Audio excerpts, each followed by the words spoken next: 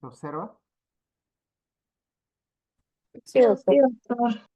Ya, bueno, muy bien. Entonces, bueno, gracias por la espera. Por razones laborales no he podido iniciar a las 3 de la tarde, pero bueno, aquí estamos.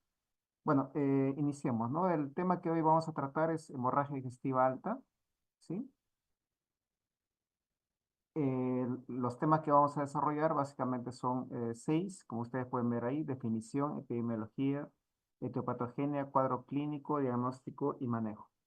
La definición es sencilla, ¿no? En realidad la hemorragia digestiva alta es aquella pérdida de sangre, ¿no? Por encima del ángulo de Treis, ¿no? A nivel del tubo digestivo.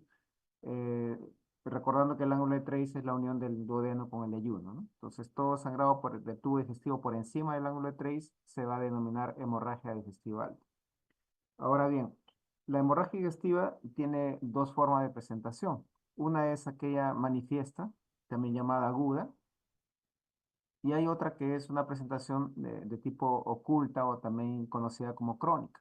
Incluso el tipo de presentación, es una forma también de clasificar la hemorragia digestiva alta. En el transcurso de la exposición, lo que vamos a desarrollar obviamente es la hemorragia digestiva alta aguda. En cuanto a la epidemiología, bueno, es importante recalcar, ¿no? Que esta entidad es muy frecuente en las unidades de emergencia, ¿no? Esto es a nivel mundial. O sea, ustedes cuando tengan la oportunidad de estar o de rotar quizás en emergencia, ya sea ahora en pregrado, tal vez durante el internado, pues van a ver varios casos de esto de hemorragia digestiva, ¿no? Es importante indicar o señalar de que a mayor edad, pues la incidencia se va a incrementar y es mucho más frecuente en el sexo masculino que en el femenino, ¿no? De todos los sangrados digestivos, del tracto digestivo, cerca del 70-80% está o es de origen alto, ¿no? Antes era un gran problema por la mortalidad y movilidad, pero esta en los últimos años se ha ido reduciendo, ¿no? Es un estudio realizado acá en el país donde se observa lo que ya se manifestó, ¿no? Que en este caso, el 82% de los sangrados digestivos eran de origen alto, más del 50% eran varones, y en el más del 50% de casos se trataba de personas mayores de 60 años, ¿no? Entonces, lo que se manifestó al inicio también es válido para nuestro país, ¿no? En cuanto a lo que es la mortalidad, habíamos mencionado que ha descendido, y básicamente ha descendido, tanto la mortalidad ha descendido, básicamente por el manejo inicial, ¿no? Ahora entendemos un poco mejor lo que representa la hemorragia digestiva alta, y también se ha vuelto muy común, digamos, el tener equipos de endoscopía digestiva alta, el equipo de endoscopía, perdón, que permiten dar un tratamiento endoscópico terapéutico, ¿no? Entonces, ambas situaciones, tanto la mejor comprensión de la etiopatogenia de la hemorragia digestiva, ¿no? Lo cual ha hecho que el manejo sea más adecuado, y el uso de la endoscopia terapéutica, pues han permitido que en los últimos años la mortalidad disminuya, ¿no? En cuanto a la teología, es diversa, es variada. Si ustedes han tenido la oportunidad de revisar algún artículo, alguna revisión acerca de este tema, van a ver que la lista es bien larga, ¿no? Bastante larga. En este caso lo hemos resumido, ¿no? Hemos puesto las más frecuentes en todo caso, ¿no? Y según su localización, en el esófago, pues es frecuente las varices esofágicas, el síndrome de Mayory-Weiss. Mayory-Weiss típicamente se caracteriza porque es un paciente que antes de presentar el sangrado digestivo ha estado cursando con vómitos o arcadas en forma importante, ¿no? En forma intensa, ¿no? Eso hace que se desgarre la unión esófago-gástrica y presente luego un sangrado digestivo alto, ¿no? En cuanto al estómago, es importante manifestar que las dos principales causas son las úlceras pépticas, el cáncer gástrico también, pero hay otras causas, por ejemplo, varices gástricas, lesión aguda de mucosa, ¿no? Sobre todo asociada a ingesta de AINES, lesiones vasculares diversas, siendo una con un sangrado importante, ¿no? La lesión de Dielafuart. A nivel del duodeno, no, obviamente lo que nosotros podemos observar con mayor frecuencia es la úlcera péptica, ¿no? Básicamente la úlcera péptica es lo que nosotros vemos en el duodeno, pero a veces puede haber también otro tipo de lesiones, como por ejemplo las lesiones neoplásicas, ¿no? Que no es tan frecuente en realidad. Aquí hay algunas imágenes que nosotros podemos observar, ¿no? En la parte superior de la izquierda, ¿no? Es un Mallory Weiss, ahí se ve el esófago distal, aquí está el cardias y más internamente el estómago, y pues, se puede ver pues un desgarro, ¿no? Eso es típico de Mallory Weiss. Aquí son erosiones, esta es la zona del antro, ¿no? Este es el píloro, y en el antro vemos varias erosiones, ¿no? Esta es la imagen del duodeno, el bulbo, la segunda porción duodenal, ¿no? Donde hay una lesión vascular, ¿no? Probablemente un Dilafoy. Y aquí pues vemos en el nivel del estómago, ¿no? Una angiodisplasia se llama esto, ¿no? O telangiectasia también, ¿no? Es como una arañita, ¿no? Una araña vascular, ¿no? Que también puede sangrar. Solo por poner algunos ejemplos, ¿no? En cuanto a la etiología más, en cuanto a la frecuencia, básicamente son dos, podríamos manifestar. Uno es la enfermedad ulceropéptica, que engloba la úlcera gástrica y duodenal y las varices esofágicas, ¿no? Prácticamente estas entidades, ¿no? Van a ser causante de cerca del 50%, incluso hasta más del 50-70% de las causas del sangrado digestivo alto, ¿no? Entonces es importante saber su manejo, ¿no? Ambos estudios comparan ¿no? Lo que se ha realizado en nuestro país y son muy similares, ¿no? Aquí úlcera gástrica, duodenal, varices esofágicas, del mismo modo aquí úlcera duodenal, gástrica y varices esofágicas también, ¿no? ¿Por qué la diferencia? Bueno, es un tema que ustedes van a desarrollar más adelante en las siguientes clases. Van a hablar seguramente sobre enfermedad ulceropéptica y van a ver que la úlcera duodenal ha disminuido, ¿no? Porque o la causa más frecuente es la infección por Helicobacter pylori. Y como ahora su erradicación es más frecuente, pues eso ha hecho que la úlcera duodenal disminuya en cuanto a frecuencia, ¿no? Bueno, en cuanto a la etiopatogenia. La etiopatogenia, la etiopatogenia, es decir, aquellas causas y mecanismos por los cuales se presenta un sangrado digestivo, ¿no? También nos va a permitir realizar una clasificación del sangrado digestivo, ¿no? Podemos dividir nosotros, ¿no? Por la etiopatogenia, ¿no? La HDA varicial y la HDA no varicial. La HDA varicial, ¿no? Siendo quizás el nombre más adecuado, ¿no? Hemorragia digestiva alta por hipertensión portal, ¿no? Va a tener tres principales causas. Una son las varices esofágicas, otras son las varices gástricas y una tercera causa es el sangrado por gastropatía hipertensiva portal. Este último, la gastropatía hipertensiva portal, en realidad no es tan importante porque es raro que una gastropatía hipertensiva portal produzca un sangrado agudo. Sí puede producir un sangrado crónico, pero es muy infrecuente que genere un sangrado agudo, ¿ya? En cuanto a las varices esofágicas y gástricas, esas sí son frecuentes, pero la más frecuente es la hemorragia por ruptura de las varices esofágicas, ¿no?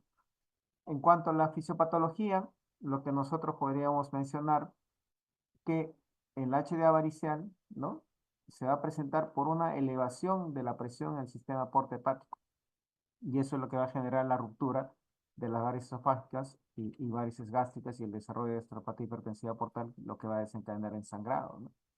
Mientras que por el otro lado tenemos la HDA no varicial. En la HDA no varicial, que en realidad reúne a todas las otras causas que no sean por hipertensión portal, ¿no? En la HDA no varical, la causa más frecuente es la enfermedad ulceropéptica, que como he mencionado engloba la úlcera gástrica y la úlcera duodenal.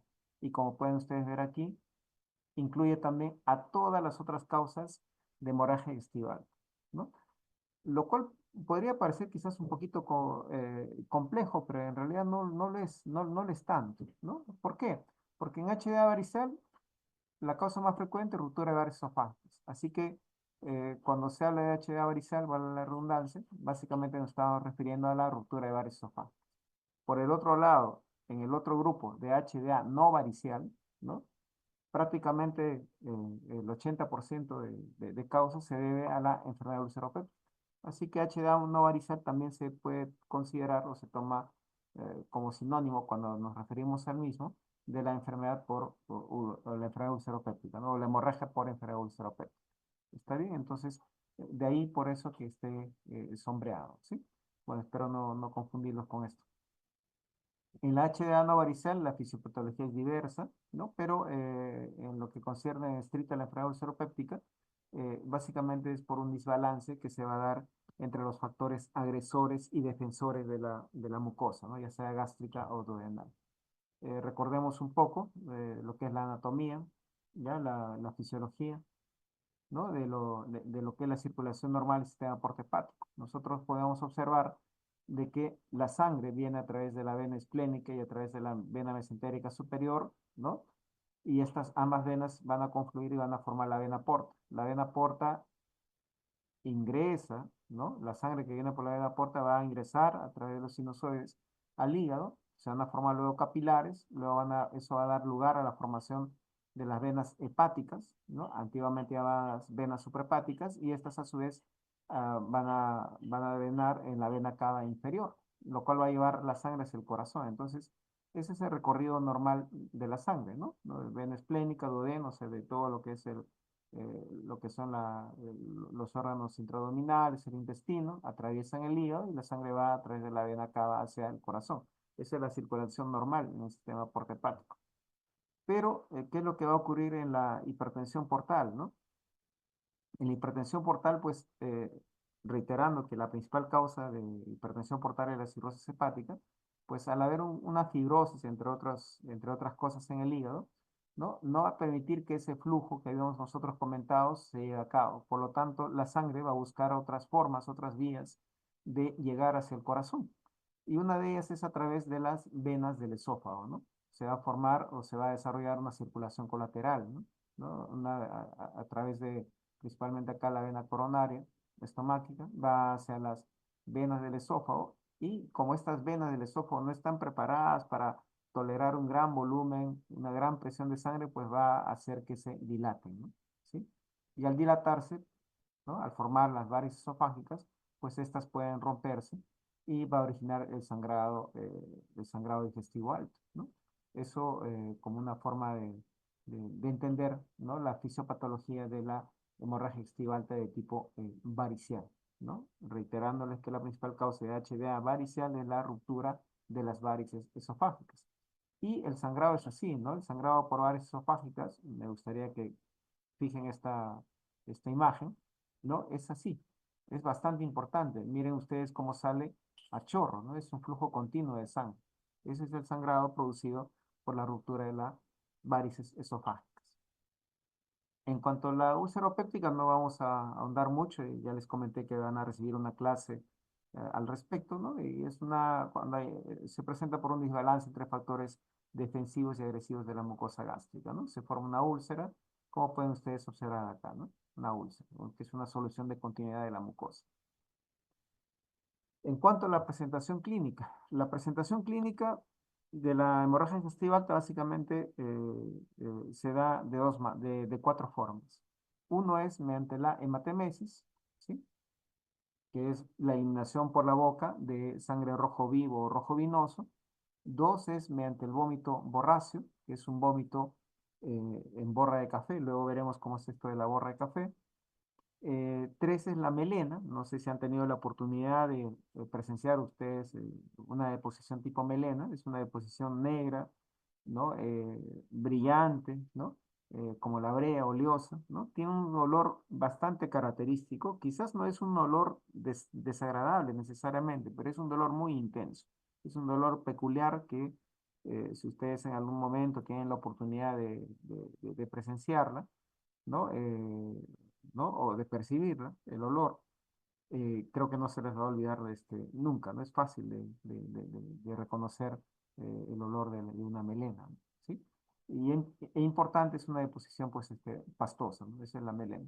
También tenemos la presentación en forma de hematoquesia. La hematoquesia es la eliminación a través del ano de deposiciones con coágulos o heces mezcladas con sangre, ¿no? No es rojo vivo, eso es rectorragia, ¿no? Son heces mezcladas con sangre.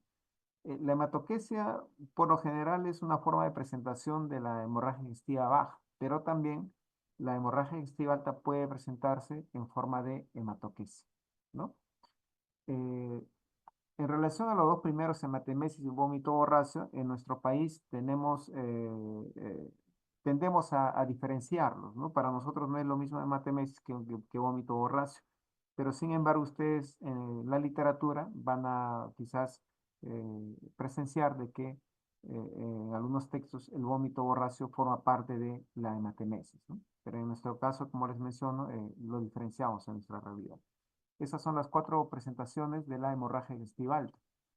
Claro que un paciente que tiene HDA, hemorragia digestiva alta, también puede tener otros síntomas acompañantes, ¿no? Pero que se pueden ver pues en otras condiciones, ¿no? Puede haber anemia, mareo, síncope, disnea, angina, shock, por ejemplo, ¿no? El hecho de que un paciente tenga anemia no necesariamente significa que tenga hemorragia digestiva alta, ¿no? El hecho de que un paciente tenga disnea o esté chocado no necesariamente significa que esté presentando una hemorragia digestiva.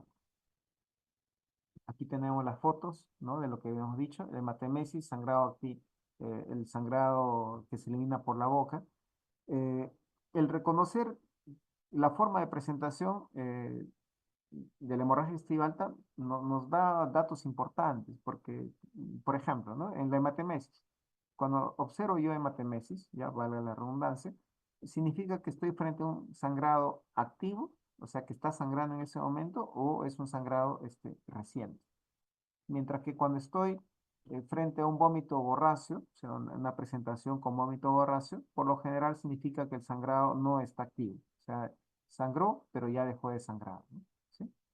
En cuanto a lo que es la melena, para que nosotros o para que un paciente, perdón, presente melena, cuando hay sangrado digestivo alto, mínimo tiene que haber una pérdida de 100 centímetros cúbicos, ¿no? Y tiene que permanecer esta sangre, ¿no? Tiene que permanecer más allá de las 6 horas, ¿no? De 8 a 14 horas según lo que ustedes ven ahí en la diapositiva. ¿Por qué? Porque la melena no es más que el proceso de digestión, de oxidación de la sangre que se ha perdido y es por eso que adquiere ese color característico, ¿no? Entonces, tiene que haber una cantidad mínima de pérdida y además tiene que haber un tiempo mínimo de permanencia en el tracto digestivo para que se dé el proceso de digestión, el proceso de oxidación, ¿no? En cuanto a la hematoquesia, ¿cómo diferenciarlo? Eh, un paciente que tiene sangrado digestivo alto y que va a cursar con hematoquesia es un paciente que va a presentar inestabilidad hemodinámica. ¿Por qué? Porque para nosotros observar hematoquesia en HDA significa que el sangrado ha sido masivo, la pérdida de volumen de sangre ha sido importante, tan importante que obviamente no ha permitido que la digestión se dé, se procese o se dé en la sangre que se ha perdido y no se transforma en melena, ¿no? Sino que sale sangre, digamos, sin digerir.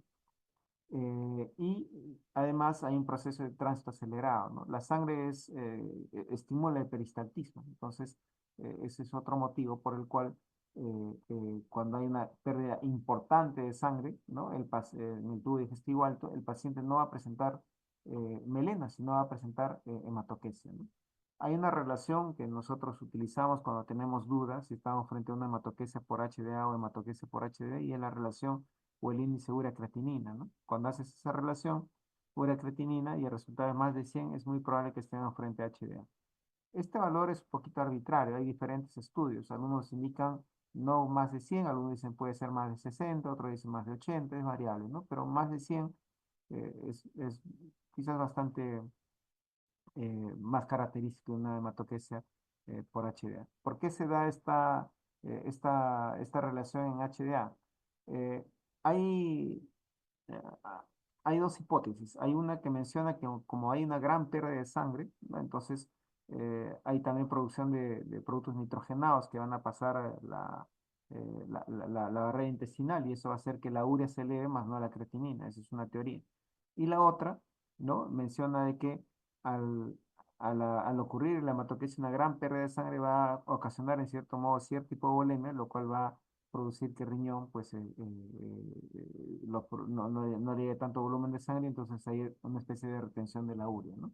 Entonces son teorías que tratan de explicar por qué en la hematoquesia por hemorragia digestiva alta va a ocurrir una elevación de la relación urea-creatinina, cosa que no ocurre, por ejemplo, en la hematoquesia por HDV.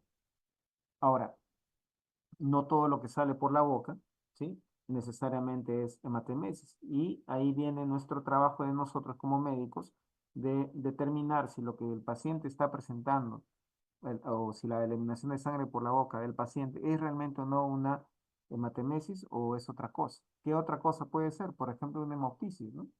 ¿Cómo diferenciarlo? Con un buen interrogatorio. Cuando el paciente te refiere que el sangrado viene precedido o acompañado de tos, ¿no? Probablemente tenga un origen respiratorio y no digestivo, ¿no? La hematemesis, ¿no?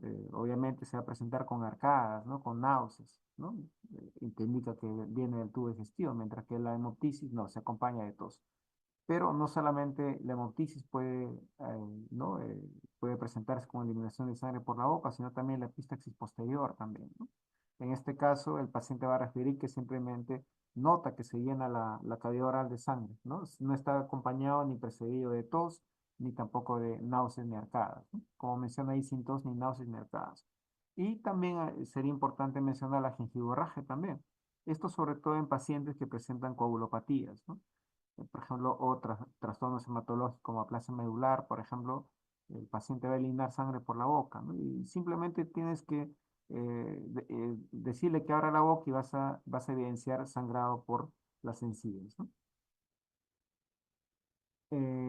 En cuanto al vómito borráceo, es importante diferenciarlo de otra entidad que es muy parecida, que es el vómito porráceo, con P, ¿no? En el vómito porráceo, ¿sí?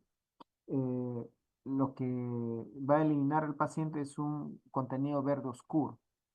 Y el vómito porráceo no hace referencia o no hace alusión al sangrado por el tubo digestivo, sino podría tratarse de una obstrucción intestinal alta. Entonces es muy importante diferenciar eso. El vómito borráceo del vómito porráceo, que no es lo mismo. También se da la pseudomelena, ¿no? La pseudomelena, como ustedes ya podrán inferir, no es una melena verdadera, ¿no? Es una deposición negra que parece melena, pero en realidad no es melena. Recuerden que melena es producto de la digestión de la sangre que se ha perdido en el tubo digestivo. La pseudomelena puede darse por ingesta de ciertos fármacos, como por ejemplo el bismuto, ¿no? El famoso bismutol, ¿no? El de marca. Eh, no sé si alguno de ustedes ha tenido la oportunidad de tomarlo, pero es un jarabe rosado, pero a pesar que sea rosado, cuando uno lo ingiere, hace que las deposiciones salgan oscuras, salgan negras, ¿no? A veces de un color grisáceo oscuro. También los suplementos de hierro, ¿no? No, los multivitamínicos que tienen hierro, o propiamente el hierro, los suplementos de hierro, que algunos pacientes pueden tomar o ingerir, también va a producir una pseudomelena. Ciertos alimentos también, ¿no? Cuando hay consumo de sangrecita o alimentos que tengan alto contenido de sangre, ¿no? Como las vísceras de los animales, también puede producir que la coloración de las heces sea oscura, pero no que tenga las características de una melena verdadera, ¿no?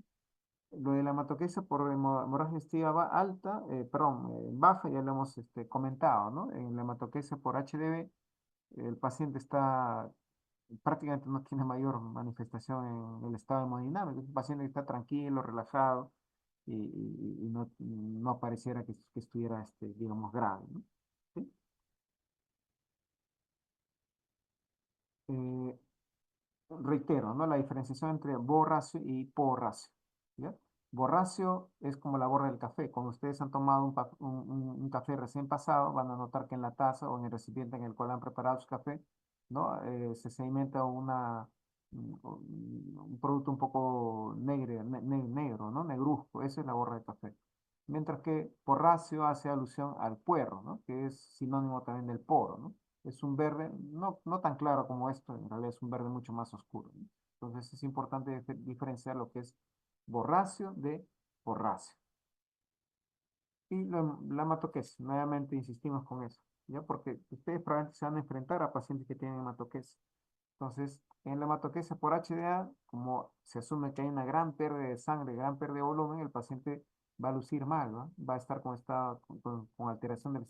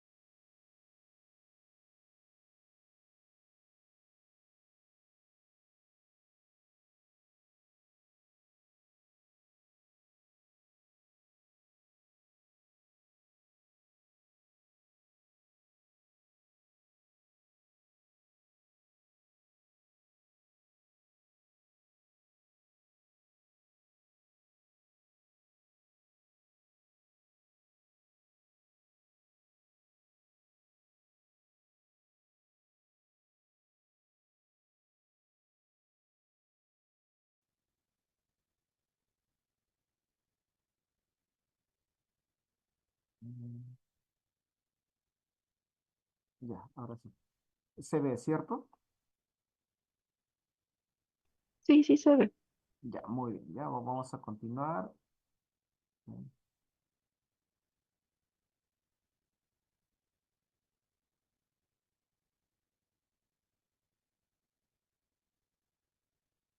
vamos a avanzar regular. Bueno, como son muchas diapositivas, espero que no se cansen. Ya, listo. Bueno, ahí ya vimos eso, me parece. Y bueno, veamos con el diagnóstico, ¿no? ¿Cómo hacemos el diagnóstico de hemorragia estival? ¿No? De dos maneras, ¿no? Un diagnóstico clínico y un diagnóstico endoscópico, ¿no? El diagnóstico clínico me va a dar un diagnóstico presuntivo o a veces también definitivo. Ustedes recordarán que tenemos dos tipos de diagnóstico, ¿no? Presuntivo y definitivo. Mientras que el diagnóstico endoscópico me va a dar el diagnóstico definitivo. ¿Definitivo de qué? Estoy hablando de hemorragia estival. No estoy hablando de las causas de hemorragia estival, estoy hablando de hemorragia estival. Porque para nosotros enfrentar un cuadro de hemorragia estival, primero pues tengo que tener el diagnóstico de hemorragia estival, ¿sí? Entonces, clínico y endoscópico. El diagnóstico clínico básicamente se basa en dos cosas, pues, ¿no? En la anamnesis y el examen físico. Mientras que el diagnóstico endoscópico, obviamente, como su nombre dice, ¿no? Tengo que hacer uso del equipo de endoscopía digestiva alta, ¿sí?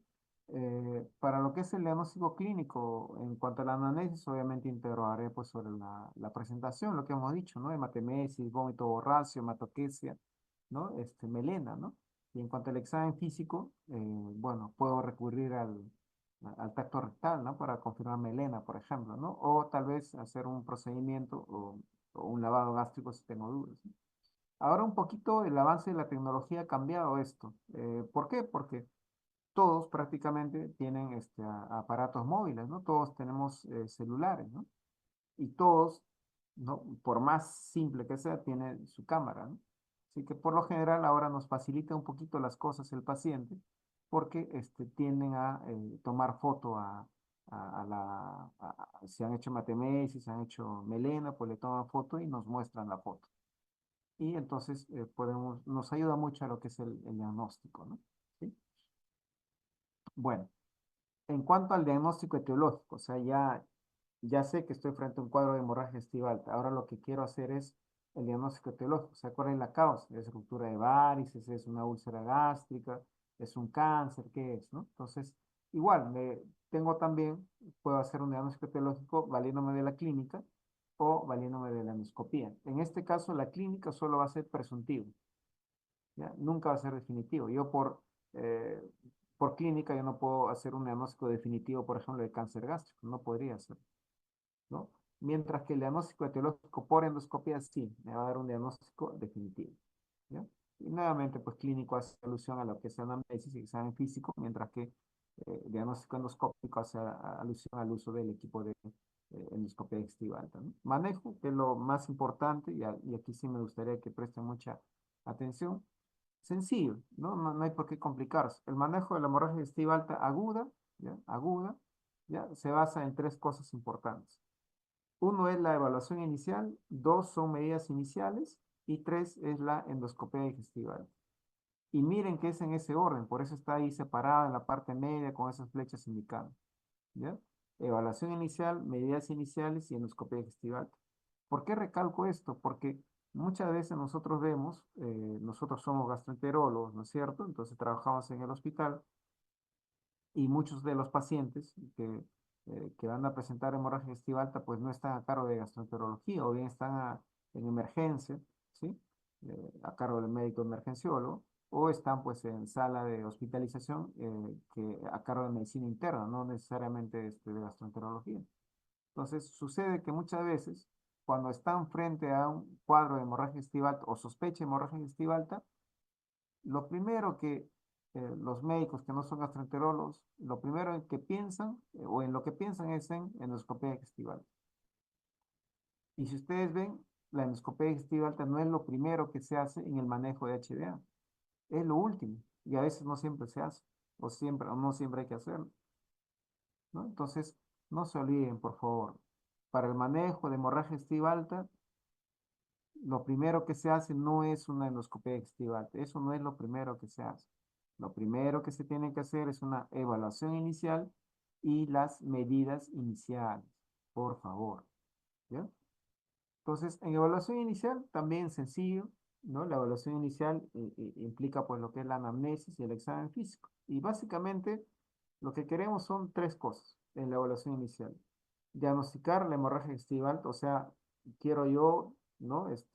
Determinar que estoy realmente frente a un cuadro de hemorragia digestiva, ¿ya? Que esto no es hemoptisis, que esto no es una hemorragia digestiva baja, no, que realmente estoy frente a una hemorragia digestiva. Quiero determinar o acercarme al diagnóstico etiológico, o sea, qué puede estar presentando el paciente con HDA, cuál puede ser la causa. Y también quiero determinar la gravedad del evento en sí, la gravedad del paciente. ¿Me entienden? Entonces, los objetivos de una evaluación inicial es diagnosticar HDA, diagnosticar la etiología del HDA y aproximarme a la gravedad del cuadro que está presentando, con el cual está cursando el paciente. La anamnesis, ¿no? Como es una evaluación inicial, tiene que ser rápida y dirigida, ¿no? Para el diagnóstico del HDA, ya bueno, nuevamente, aunque suene muy reiterativo, tengo que interrogar acerca de la presentación, melena, hematemesis, vómito borracio, hematoquesis, y tengo que hacer el diagnóstico diferencial. No es suficiente con que venga el paciente y me diga, ¿sabe qué? Tengo hematemesis, estoy sangrando el estómago, ¿no? El paciente no es médico. Bueno, tal vez alguna vez sí sea un médico, pero por lo general no es un médico. Entonces, el paciente no sabe diferenciar que el sangrado de la boca, por la boca, ya no necesariamente tiene un origen en el tracto digestivo. Entonces, es tu función, ¿no? Interrogar rápidamente para hacer un diagnóstico diferencial si realmente está frente a un HDA o no, ¿sí? O es otra cosa. En cuanto al diagnóstico etiológico, son preguntas rápidas también, ¿no? No hay que, cuando yo sospecho de enfermedad seropéptica, bueno, habrá que preguntar si ha estado ingiriendo AINES, si tiene antecedente quizás de una enfermedad seropéptica previa, o si cursa con dispepsia, ¿no? Considerando dispepsia como el ardor o disconfort en epigastro asociado a la ingesta de alimentos. Si sospecho de HDA por hipertensión portal, ya sea por varices, por ejemplo, esofágica, ¿no? Veré si tiene antecedente de cirrosis hepática, si es alcohólico, tal vez tenga un antecedente de alcoholismo, ¿no? Cáncer gástrico, ya llenura precoz, la edad, se baja de peso, ¿no? Y bueno, también hay pacientes que usan anticoagulantes por alguna enfermedad de fondo, entonces habrá que preguntar rápidamente si usa, qué enfermedades tiene y si usa algún anticoagulante, ¿no? La presunción de gravedad también tiene que ver con la forma de presentación. Ya hemos dicho que para que haya hematoquesis tiene que haber una hemorragia masiva. Por lo tanto, si un paciente viene con hematoquesis, estoy frente a un cuadro grave, ¿no?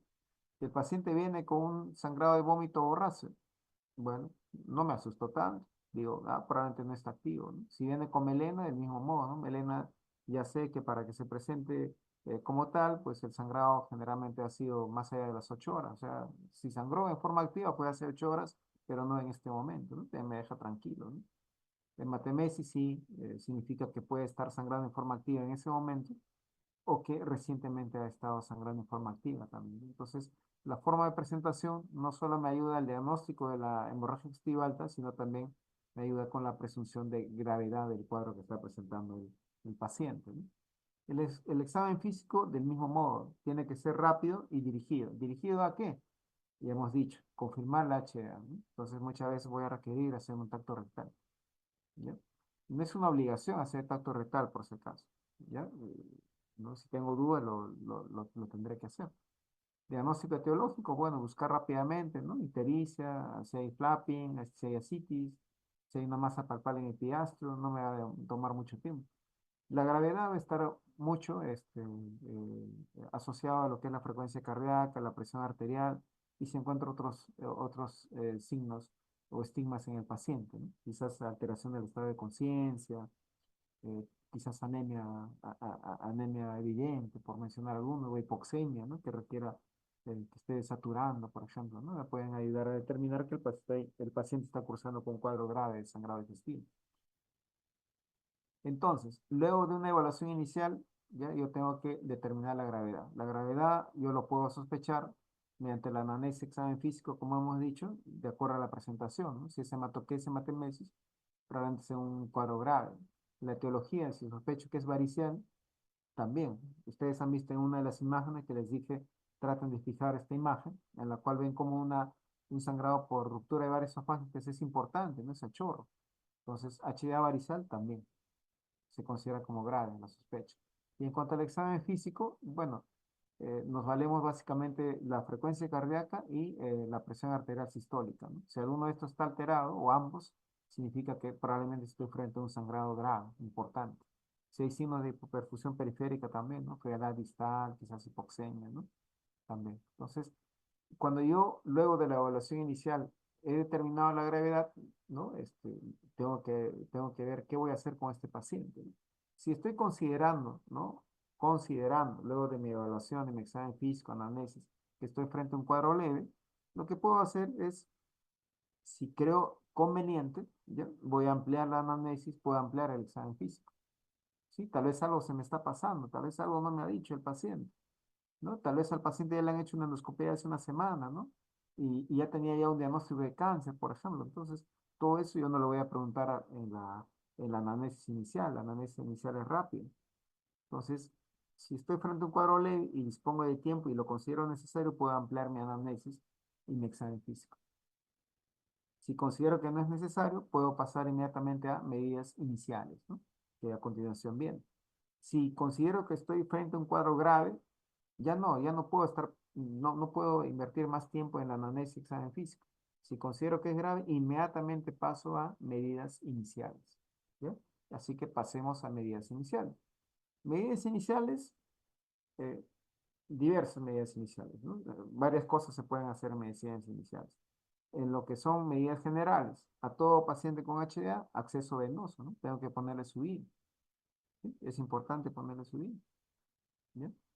Por más que tú consideres que esté estable, está bien, ¿no? Ponle su vida. No, a veces ha pasado que hay pacientes que, sobre todo cuando la emergencia está muy saturada, ¿no? Viene por HDA, como hay mucha demanda de paciente, pues no te das tiempo para atenderlo.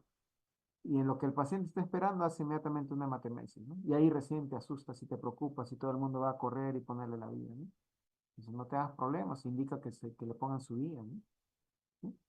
También solicitud de exámenes auxiliares, ¿no? Diversos exámenes auxiliares. Colocación de zona nasogástrica, ya lo vamos a comentar, como quedando, está quedando de lado en los últimos tiempos, ¿no? Las cosas están cambiando en realidad, ¿no? En cuanto a la evaluación inicial, algunas medidas iniciales, ¿no? Ahí sí es importante el ABC.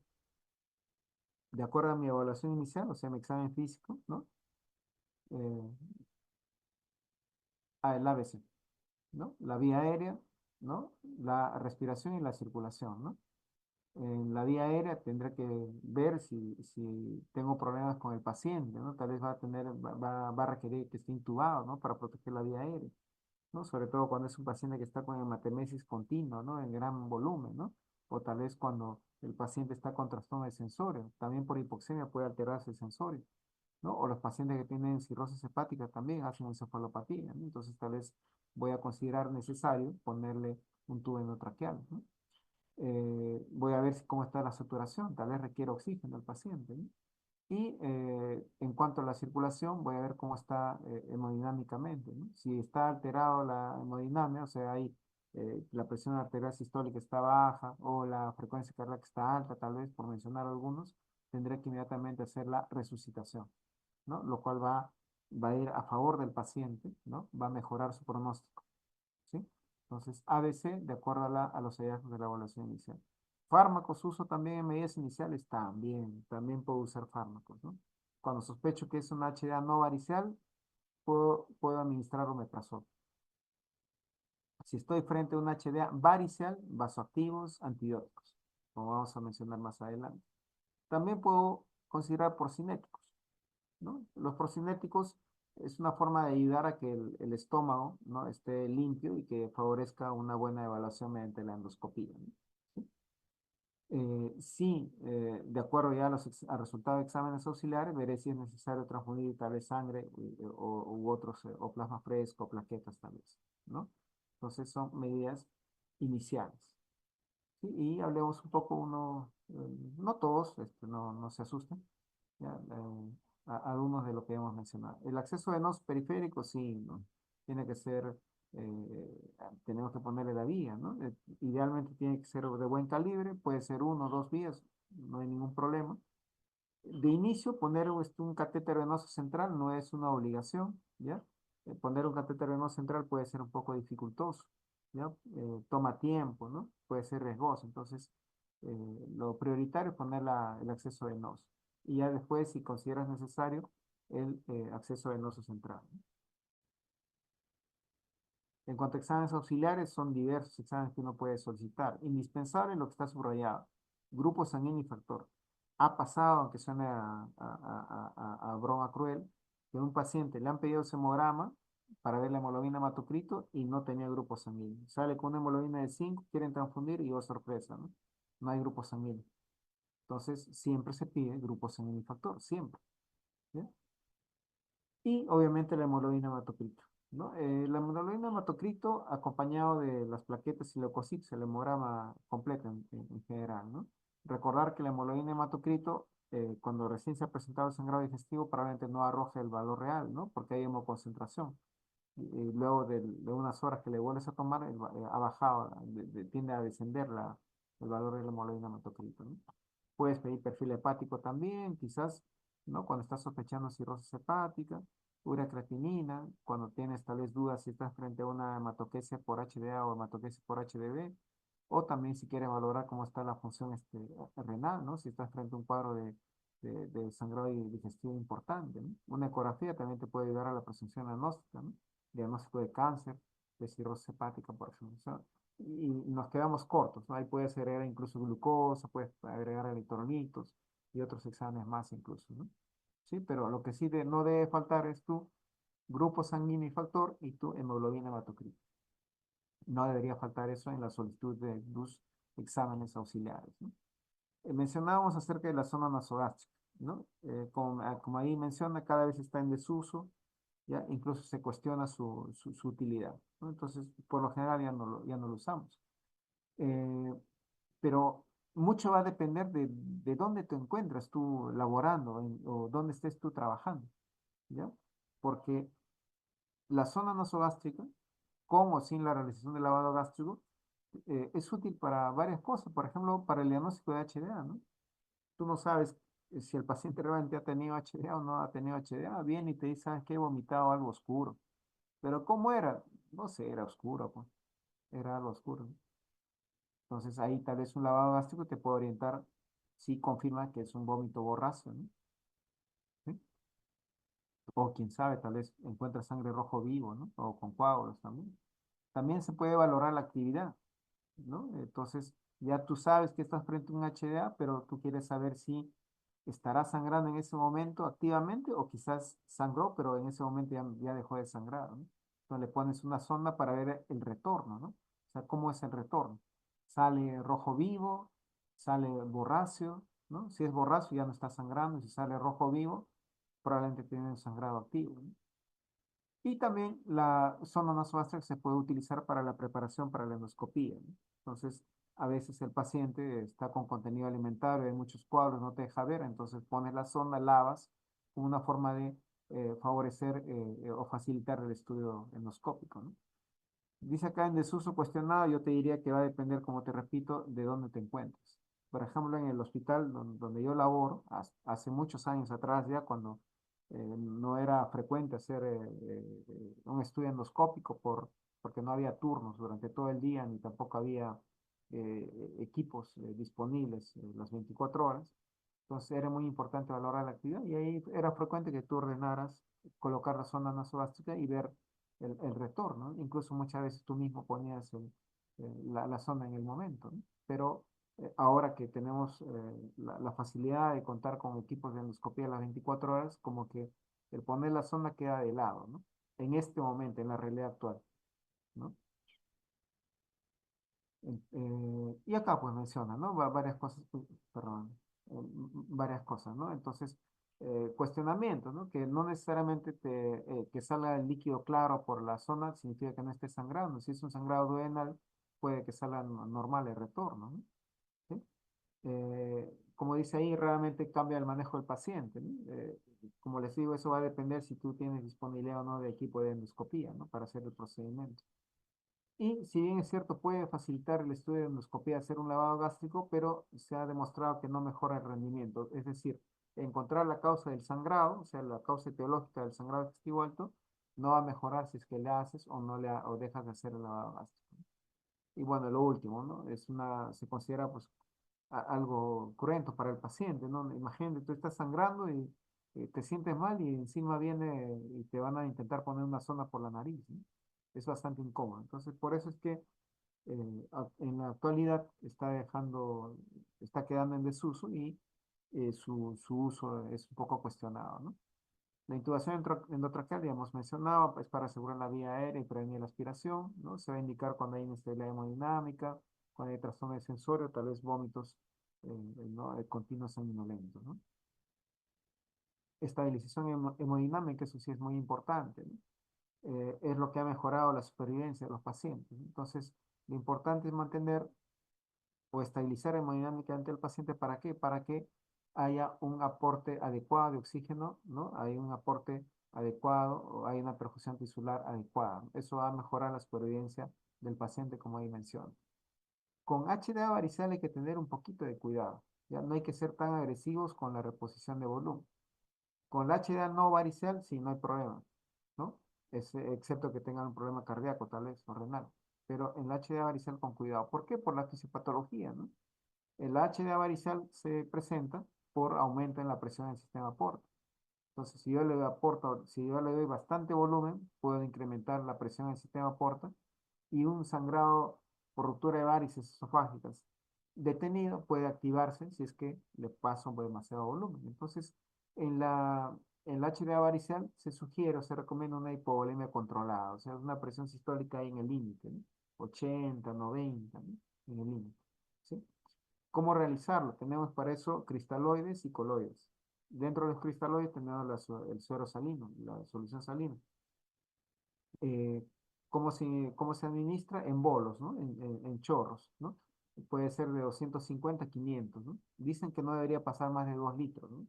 Pero eso es relativo, ¿no? Entonces le das chorrito de 250, 500, ¿no? ¿Para qué? ¿Qué cosa quieres conseguir?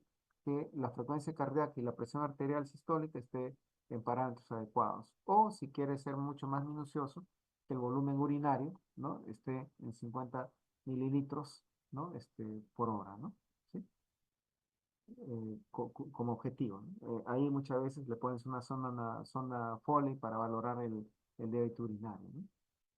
Una vez que ya has conseguido tu parámetro de estabilización, puedes mantener solamente ya perdón, puedes administrar fluidos solamente ya de mantenimiento, ¿no? Para evitar una sobrecarga de volumen, que básicamente es 1 mililitro por kilo de peso por hora, ¿no? ¿Sí? Más o menos 1,5 litros, más o menos en 24 horas, ¿no? ¿Sí?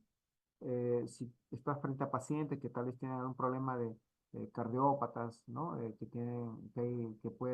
Tienes temor de ocasionar una sobrecarga de volumen, pues puedes administrar coloides como la poligelina, ¿no? El lactato de Riñer ha demostrado mayor beneficio, es un cristaloide, pero no es de uso frecuente en el país por su costo, ¿no? ¿Qué hacer si no responde? Dice y pregunta, ¿no? Ya le has dado ya su volumen y hemos dicho ya de que generalmente se sugiere un volumen máximo de 2 litros, o sea, dale 250, 500 cc, ¿no? En repetidas oportunidades hasta máximo 2 litros, ¿no? Para no sobrecargar de volumen. ¿Qué hacer si no responde? Bueno, puedes optar por continuar con la reposición de volumen, pues valorar, transfundir sangre, ¿no? No necesariamente esperar resultado del hemoglobina hematocrito, ¿no? Cuando dice estrategia 1-1-1, significa que no solo es suficiente pasarle paquete globular, sino tendrás que pasar plasma fresco. Ahí están los factores de coagulación y también unidad de plaquetas, ¿sí? También se puede valorar el uso de los activos, ¿no? Noradrenalina, dopamina, para aumentar la presión, ¿no? ¿Sí? Si es que aún así no se estabiliza, incluso habría que valorar la necesidad de hacer una un estudio de emergencia, ¿no? Para determinar el lugar de sangrado y la causa del sangrado, ¿no? Esto se puede hacer mediante vía endoscópica, quirúrgica o incluso radiológica, ¿no? Por lo general no llegamos ahí, hasta ahí no se llega. Hay una clasificación que quizás ustedes la van a ver, que es la clasificación de severidad de la hemorragia, ¿no? ¿Sí? De la Sociedad Americana de Anestesiólogos, y la TLS también. ¿Ya? Ahí ven los cuadros, pero eh, no es muy, no quisiera que se memoricen eso, simplemente que aprendan que determinando la presión arterial sistólica y la frecuencia cardíaca les puede ayudar un poco, les puede ayudar bastante para determinar si están frente a un cuadro de paciente grave, ¿no? Bueno, en cuanto a fármacos, cuando estás frente a un HDA no varicel, ¿no? Una de las causas más frecuentes es la enfermedad ulceropética. Y ahí es muy útil el uso de los inhibidores de bomba de protones, ¿no? Como el omeprazol, por ejemplo. ¿Cuál es el objetivo? Mantener un pH gástrico mayor a 6. ¿Para qué? Para disminuir lo que mencioné ahí, el desangrado. ¿Por qué? Porque eh, reduciendo la secreción ácido vamos a favorecer que se forme o que el coágulo esté estable, ¿no? Entonces, eso es favorable para el paciente, por eso va a disminuir el desangrado. ¿Se puede usar la ranitidina? Es cuestionable. ¿Por qué? Porque la retina, a pesar que pueda lograr un pH gástrico mayor de 6, ya este no se sostiene en el tiempo. Por eso es controversial el uso de la ranitidina. Pero del mismo modo, depende de tu realidad. Si tú estás en un lugar, yo no sé si ustedes van a hacer serum o no. Si estás en un lugar alejado, no tienes omeprazol, solo tienes ranitidina, ya, pues tendrás que ponerle ranitidina, ¿no? ¿Sí? Entonces, el omeprazol va a favorecer la estabilización del coágulo, disminuyendo la posibilidad de desangrado. Es importante manifestar que los inhibidores de bomba de protones en la HA no varicel no controla el sangrado. O sea, el sangrado no va a ceder porque porque tú le administras el omeprazol. El omeprazol lo que hace es estabilizar el coágulo una vez que ha cedido el sangrado digestivo por enfermedad ulceropética. La forma de utilizar, el omeprazol viene en ampollas de 40 miligramos. Inicialmente se da un bolo de 2 ampollas, o sea, 80 miligramos. Y luego puedes continuar dando infusión continua, ¿no? Generalmente 8 miligramos por hora. Más o menos son 5 ampollas, ¿no? Diluido en 500 cc o en 100 cc de solución salina y la administras 24 horas.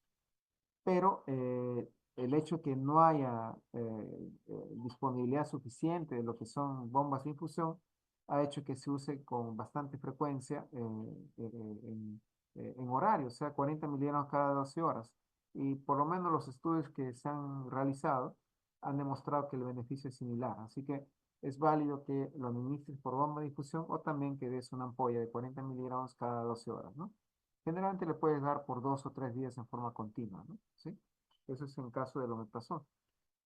En caso de los vasoactivos, ¿ya? Eso se usa, no me estoy refiriendo al vasoactivo que usamos para subir la presión, por si acaso. En este caso de los vasoactivos, son otros vasoactivos, ¿no? Que se usan para disminuir la presión en la circulación portal. Obviamente esto se va a utilizar cuando estoy frente a un HDA varicial, ¿no? Esto sí, a diferencia del omeprazol en el HDA no varicial, en este caso el uso de vasoactivo sí va a controlar la hemorragia. Por simple lógica, ¿no? Si la causa del HDA varicial es el incremento de la presión en el sistema porta, la hipertensión portal, entonces si yo doy un fármaco que disminuya la hipertensión portal, obviamente va a favorecer que el sangrado cese. Entonces, esa es la diferencia. Obviamente también va a disminuir la posibilidad de sangrado, ¿no? Frecuentemente se puede utilizar la terlipresina, ¿no? Puedes dar 1 o 2 miligramos cada 4 o 6 horas, dependiendo de la respuesta del paciente, ¿no? Por 2 o 5 días, por ejemplo. Antibióticos. ¿En quiénes? En los pacientes que tienen HDA varicel, ¿no? ¿Para qué? Para prevenir la peritonitis bacteriana espontánea, que es un cuadro que se presenta en pacientes con cirrosis hepática que cursan con ascitis, ¿no? Luego de un sangrado digestivo, estos pacientes cirróticos con ascitis pueden cursar con PB. Y esto tiene importancia, ¿por qué? Porque una PB, un proceso infeccioso, también puede incrementar la presión del sistema porta, a su vez puede producir un nuevo resangrado por varios esofágicos. Entonces, por eso es doblemente importante el uso de antibióticos. Tienes que poner antibióticos administrar antibióticos si estás ante la sospecha o confirmación de HDA varicial, ¿ya? Por dos motivos, prevención de PVE y porque disminuye la recurrencia de sangrado varicial, ¿no? Puede darse 3 gramos cada 24 horas de 3 a 5 días también, ¿no? Transfusión de sangre, aquí también ha habido cambios, ¿no? Generalmente los paquetes globulares, ¿no? Antes, ya hace muchísimos años en realidad, no ahora último, les hablo de más de 30 años, pero más o menos, ¿no? Que no estaba muy clara la indicación, entonces había una estrategia libre para la administración de paquete globular, entonces algunos médicos eran un poco más, ¿no? ¿Cómo decirles? No sé si más preocupados con el nivel de hemoglobina, entonces querían que el paciente tuviese 11, 12 o 13 hemoglobina y le transfundían, ¿no? ¿No? Pero se ha demostrado que eso no es lo adecuado, ¿no? Se prefiere lo que menciona ahí una estrategia restrictiva, es decir, mantener una hemoglobina a nivel de 7 u 8 gramos por decilitro, ¿no? Y si es cardiópata, un poquito más, 8, 9, ¿no? ¿Sí? Entonces, no en todos los pacientes habría que transfundir el paquete globular. Algo importante, a veces se estila que tú le pasas paquete globular y le pides un control y el control le dicen después de 24 horas. No hay necesidad de hacer un control después de 24 horas. Más allá de los 15, media hora, 1 hora, ya el valor ya es el real, así que no hay que demorar tanto con el control, ¿no? El plasma fresco congelado se puede administrar si es que el paciente está con sangrado activo que no cesa y se ha evidenciado que hay una alteración en el INR, ¿no? El TP. Plaquetas del mismo modo, ¿no? Cuando hay un sangrado persistente y está frente a plaquetopenia importante. Generalmente menos de 10.000 y hay un sangrado espontáneo cuando hay plaquetopenia a ese nivel, ¿no? Entonces, ya falta poco, ¿ya? No se me duerma. Importantes, medidas iniciales. Igual que en la evaluación inicial. En medidas iniciales, ¿qué es lo que tengo que hacer? Determinar, estratificar la gravedad del paciente, ¿no? Al final es eso. O sea, ya he dado las medidas iniciales para rescatar al paciente, pero ahora tengo que ver, estratificarlo, ¿no? ¿Cuál es el riesgo? ¿Para qué? Para pasar al siguiente paso, para determinar qué voy a hacer con este paciente, qué conducta voy a seguir. Entonces, para ello hay diferentes escalas, ¿no? Hay la escala de Bradford, por ejemplo, ¿ya? Hay la escala de Rockall preendoscópica y hay la escala de IMS 65, que son los que se usan en la actualidad. Hay muchísimos más, pero son los tres, digamos, más utilizados, ¿no? Para algunos. Entonces, cuando yo ya realicé las medidas iniciales, puedo aplicar cualquiera de esos scores para determinar si estoy frente a un bajo riesgo o a un paciente con alto riesgo. Cuando digo bajo riesgo, alto riesgo, se está refiriendo básicamente a la posibilidad de resangrado o a la posibilidad de mortalidad. Entonces, si yo considero que estoy frente a un paciente de bajo riesgo, el manejo incluso puede ser ambulatorio, ¿no? Le digo, ¿sabes qué? No hay problema, te vas de alta, te vas a tu casa. O también cabe la posibilidad de realizar una endoscopia digestiva alta durante la hospitalización sin que le dé de alta, ¿no? Eso va a depender mucho de la disponibilidad del equipo y la sospecha diagnóstica también, ¿no? Si estoy sospechando cáncer o varios esofágeos incluso, a pesar que parezca que es bajo riesgo, no debería darle de alta. Ahora, esto esto es importante. Hay muchas guías que tal vez han tenido usted la oportunidad de leer, ¿no? Entonces, tú tienes que, nuevamente, insisto, determinar tu realidad, en qué realidad tú te encuentras, ¿sí? Porque lo ideal es que todo paciente, al margen que tenga bajo riesgo o alto riesgo, se le realice una endoscopía. ¿Para qué? Para saber cuál es la causa, ¿no? ¿Cuál es la causa de esa HDA? Yo les comento como anécdota, hago un pequeño paréntesis, ¿no? Hace muchos años vimos una paciente joven, no llegaba ni a los 30 años y estaba embarazada, estaba gestando. Y vino por vómito borracio, me acuerdo. Y bueno, pues ¿y ahora qué hacemos, no? Un grupo de colegas decían, no, pues ¿para qué le vamos a hacer la endoscopia? Es joven, además está embarazada, además está estable, está tranquila, está sentada, además fue un vómito borracho, ¿para qué le hacemos?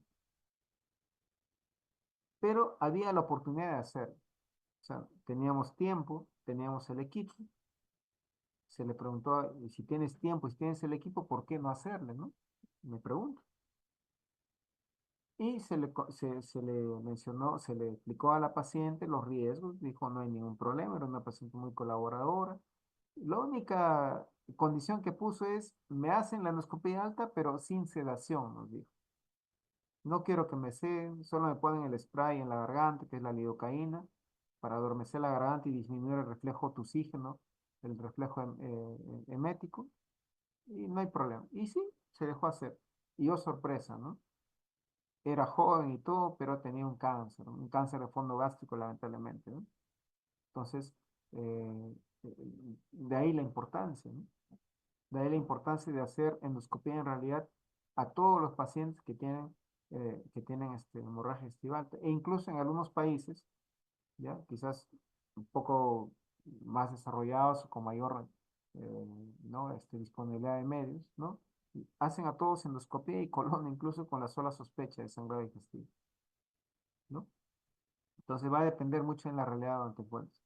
En nuestro país, a veces los servicios de emergencia están muy saturados. Entonces, si tú estás, ya te faltan pocos años para el internado, ¿no? Quizás estás de guardia, estás en la emergencia, tienes toda la sala llena de pacientes, ¿no? No hay ni una silla, ni siquiera camilla, no hay ni una silla para sentarse. Entonces, probablemente vas a considerar ahí, tal vez, decirle, ¿sabe qué? Usted estamos considerando bajo riesgo su manejo ambulatorio, ¿no? Pero como te vuelvo a repetir, si hay la posibilidad de hacerle la endoscopía, ¿no? Tiene que hacerse la endoscopía, ¿ya? Cuando es alto riesgo, ahí sí no hay pregunta que hacer. Cuando es alto riesgo, tiene que pasar directamente a una endoscopia digestiva alta. ¿Está bien? Entonces, eh, ahí está la escuela de Blackford. No es necesario que ya lo memoricen. Ustedes en esta generación tienen una gran ventaja, ¿no?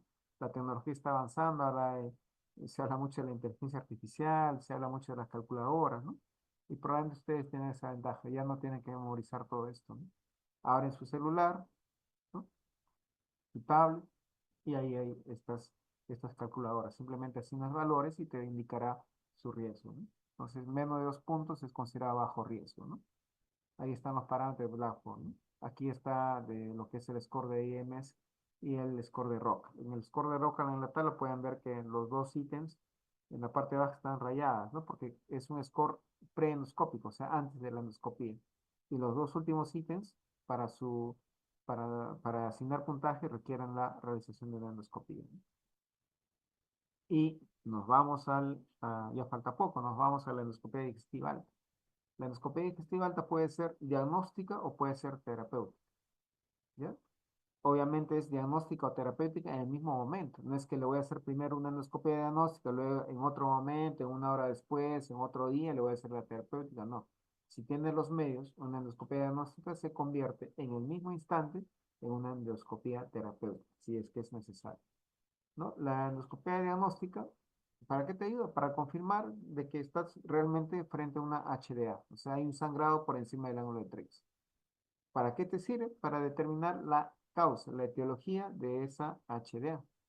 ¿Para qué también te sirve? Para estratificar el riesgo de resangrado y mortalidad, o sea, de determinar la gravedad en sí, ¿no? Para eso hay clasificación de Force y el score de Roca también puede servir. Y la endoscopia terapéutica no se le hace a todos los pacientes endoscopia terapéutica, ¿no? Está indicado a aquellos pacientes que presentan sangrado activo importante o riesgo de resangrado, perdón, alto. No se hace a todos. Por ejemplo, Mallory Weiss, por ejemplo, a pesar que tú puedas ver que está sangrando ahí, no es importante. Mallory Weiss se va a la casa. No requiere endoscopia terapéutica. Ahora bien, la endoscopia terapéutica, la realización, cuando esté bien indicado, va a ayudar a disminuir la mortalidad, ¿no? Eso es lo que hablábamos al inicio de las diapositivas, ¿no? Que ha mejorado la mortalidad de los pacientes con HDA. También, obviamente, va a disminuir la recidiva del resangrado, ¿no? Cuando haces una endoscopia terapéutica, ¿sí? Y eso va a redundar en muchos beneficios, no solamente para el paciente, ¿no? La estancia hospitalaria va a ser menor, ¿no? Se va a transfundir menos paquetes globulares tal vez, ¿no? No va a ser operado y en general los costos de la hospitalización van a ser menores. Y en el tema de salud también influye o se incluye la economía. ¿Ya? Todo cuesta. Al grupo de la mañana les decía, ¿no? De que a veces abusamos, ¿no? Pedimos perdón, tomografía, resonancia, a veces dos, tres por un paciente, ¿no? Y dicen, algunos dicen, como es del CIS, no cuesta. Dicen, no, sí cuesta, todo cuesta. El paciente no lo pagará probablemente, pero sí es un costo para el Estado, ¿no? Y como digo, el Estado somos todos. En cuanto a las condiciones para realizar una endoscopia digestiva, no hay ninguna en realidad contraindicación absoluta, ¿ya? Pero se prefiere que esté el paciente hemodinámicamente estable. Se prefiere que la hemoglobina sea mayor o igual a 7, que la plaqueta sea mayor a 50.000 y un INR menos de 2.5. Y si consideras que requiere, el paciente debería estar intubado, ¿no? Son algunas condiciones del paciente. Ya si eres poco o mucho exigente en cuanto a las condiciones del paciente, eso va a depender mucho de la destreza, de la experticia del operador, del endoscopista. Hay alumnos que son más cautelosos, hay alumnos que incluso piden, lo cual sí, la verdad yo no estoy de acuerdo, pero sí, algunos piden, por ejemplo, riesgo quirúrgico, ¿no? No se debería pedir riesgo quirúrgico, esto no es una cirugía, ¿no? Tal vez una evaluación por cardiología sí, pero no riesgo quirúrgico. Algunos piden hasta riesgo neumológico, ¿no? Entonces, en todos los pacientes, creo que hay que determinar en quiénes sí es necesario pedir o poner otras condiciones más para la realización de una endoscopia digestiva, ¿no? ¿En qué momento hacer la endoscopia alta? Se propugna una endoscopia precoz o temprana. ¿A qué llamamos endoscopia precoz o temprana? Aquella que se realiza dentro de las 24 horas, pero no antes de las 6 horas. O sea, de las 6 a las 24 horas. Algunos son más exigentes, dicen debe hacerse dentro de las 6 y 12 horas, pero generalmente 6 y 24 horas. ¿Ya? ¿Por qué? Porque si lo haces muy precoz, o sea, antes de las 6 horas, probablemente el estómago y todo esté lleno de sangre o de restos, ¿no? Hemáticos, y no te va a permitir encontrar la causa del sangrado. ¿Ya? No vas a encontrar la causa. Vas a decir, sí, hay un sangrado digestivo alto, pero no la causa, ¿no? Y si lo haces muy tardíamente, más allá de las 24 horas, probablemente no vas a encontrar la causa también. Imaginemos que sea una úlcera. Pasaron 3 días, 5 días, le hace recién la endoscopia y ya no hay úlcera. Ese problema, por ejemplo, lo teníamos nosotros también en el hospital donde laboro hace muchísimos años atrás, más de 30 años. Cuando les recalco, no había disponibilidad de equipos, ¿no? Y no se hacía todos los días. Entonces, eh, mala suerte para el paciente que iba con sangrado digestivo alto el día sábado. ¿Por qué? Porque el día sábado, ¿no? Era el último día de la semana que se hacía endoscopía, ¿no? El sábado en la tarde no había, domingo no había. Entonces, si no se hacía sábado en la mañana, como se dice coloquialmente, el paciente ya fue. ¿Por qué? Porque cuando le hablamos el día lunes, cerca del 80% de sangrado digestivo se autolimita solo, sin que hagas nada. El día lunes ya lo habías bien, ya no está sangrando, decían, no, ya no requiere una endoscopia de urgencia, ¿no? Saca cita, le daban cita para después de una semana. Entrabas después de una semana y ya no había nada. ¿De qué ha sangrado? No sabíamos. Entonces, por eso es que la endoscopia idealmente, cuando está indicada, no debería ser antes de las 6 horas ni más allá de las 24 horas, ¿ya? En situaciones ideales, ¿ya?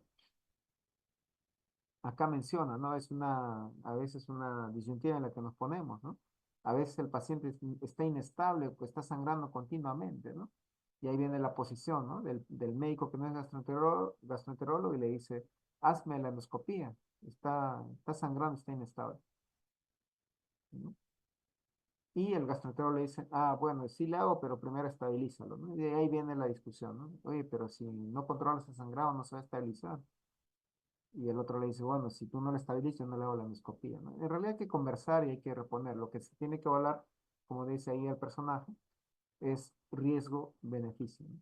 ¿Qué es lo mejor para el paciente? Individualizar el caso, ¿no? Si estás frente a una paciente joven, tal vez madre de familia, o un varón joven, ya pues, ¿no? Ayúdalo, ¿no? Si está tal vez, sin que suene un poco, sin que suene mal mi comentario, ¿no? Estás frente a un paciente quizás con cáncer, una edad avanzada, 80, 90 años, tal vez no sea conveniente correr mucho riesgo, ¿no? No le vas a aportar mayor beneficio a este paciente, ¿no?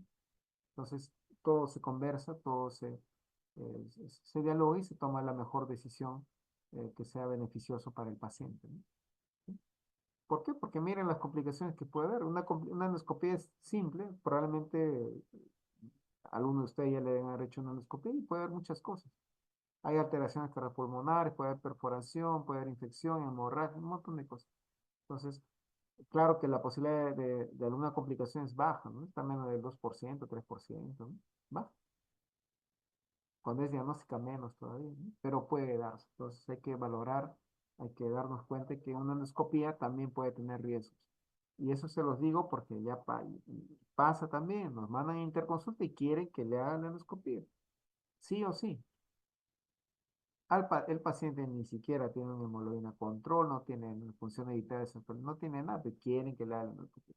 Porque piensan de que la endoscopia es lo que va a salvar al paciente. Y recuerden una de las diapositivas iniciales. Primero es evaluación inicial, medidas iniciales y luego recién la endoscopia, que como han visto no siempre se tiene que hacer incluso.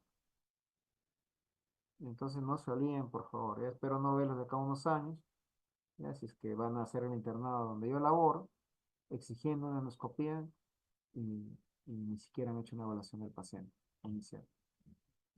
Bueno, acá dice, mientras más pronto mejor, no. Lo que ha demostrado un mayor beneficio al paciente no es que mientras más pronto la endoscopia sea mejor, no, sino que el tratamiento médico también es importante. Si estás en HDA varicela, ya les hemos dicho que los fármacos ayudan a controlar el sangrado, ¿no? ¿Sí? La renovación con líquidos, o sea que hacer que el paciente se estabilice, si está inestable, o sea que tenga una presión adecuada, presión arterial adecuada, una frecuencia cardíaca adecuada, es lo que va a ayudar, va a salvar al paciente y no la endoscopia alta. Entonces no nos olvidemos eso. Ahora, no todo es una regla concluyente. Hemos dicho en diapositivas previas que la endoscopia debe ser entre las 6 y las 24 horas, ¿ya? Pero tú tienes que evaluar al paciente, pues. ¿No? Si es un paciente ¿no? Grave, ¿no? Tal vez te puedas atrever a hacer antes de las 6 horas, ¿no? Tal vez, bueno, este paciente no, si espero mucho, quizás, ¿no? No voy a encontrar mayor beneficio. Pero mejor, bueno, no importa, le haré antes de las 6 horas, ¿no?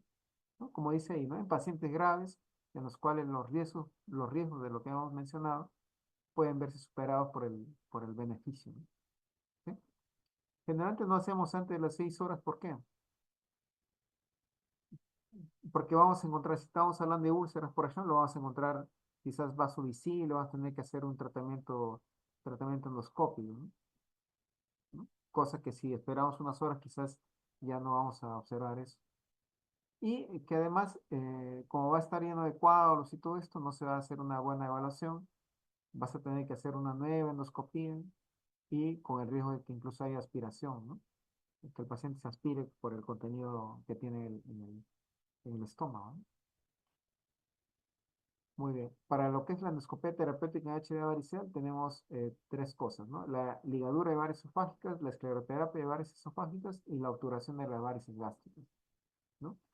¿Cuándo? Cuando observemos una fuente de sangrado, o sea, cuando hay un sangrado activo. Tú visualizas una varice con sangrado activo, o ves un coágulo sobre una varice, o ves lo que se llama el signo de mamila, que es una tapón de fibrina. También se puede indicar un tratamiento de las varices esofágicas cuando luego de haber hecho una exploración muy minuciosa del tubo digestivo alto, no encuentras otra causa que explique el sangrado más que la ruptura de las varices. Ahí también te puedes atrever a hacer un tratamiento endoscópico para manejo de las varices esofágicas. Aquí en estos esquemas está la ligadura de varices esofágicas, así queda. Escleroterapia cada vez se hace menos, ¿no? La ligadura está ganando mucho terreno. La escleroterapia implica la administración a través de una aguja directamente sobre la varice o alrededor de la varice o adyacente a la varice de un líquido esclerosante, ¿no? Que puede ser etanolamida, polidocanol o incluso alcohol absoluto, ¿no? Alcohol por encima del 95% de graduación, ¿no? La varice gástrica se obtura, se administra un líquido como el lujo, un pegamento, se administra, ¿ya? La varice gástrica no se hace ni ligadura ni escleroterapia porque como es grande, puede sangrar de manera importante. O el resangrado es catastrófico cuando se cae la escara. Entonces, lo que se hace con la varice gástrica es la obturación, ¿sí? Se administra un pegamento y queda así la varice, ¿no? Dura.